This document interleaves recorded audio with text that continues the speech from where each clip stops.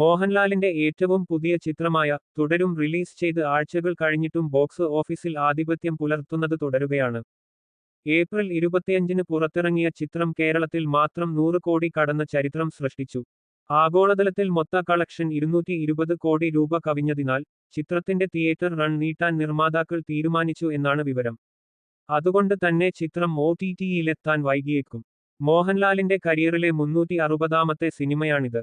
Family drama സ്വഭാവത്തിൽ ഒരുങ്ങിയ സിനിമയിൽ ഒരു ടാക്സി ഡ്രൈവറുടെ വേഷത്തിലാണ് മോഹൻലാൽ എത്തുന്നത്. വൻ തുകക്കാണ് ഹോട്ട്സ്റ്റാർ ചിത്രത്തിന്റെ OTT റൈറ്റ്സ് നേടിയിരിക്കുന്നത് എന്നാണ് റിപ്പോർട്ട്. ജേക്സ് ബിജോയ് ആണ് ചിത്രത്തില് സംഗീതം ഒരുക്കിയിരിക്കുന്നത്. രജപുത്ര വിഷ്വൽ മീഡിയയുടെ ബാനറിൽ M രഞ്ജിത്ത് ആണ് ചിത്രം നിർമ്മിച്ചത്. തരുൺ മൂർത്തിയും KR സുനിലും ചേർന്നാണ് തിരക്കഥയൊരുക്കിയിരിക്കുന്നത്.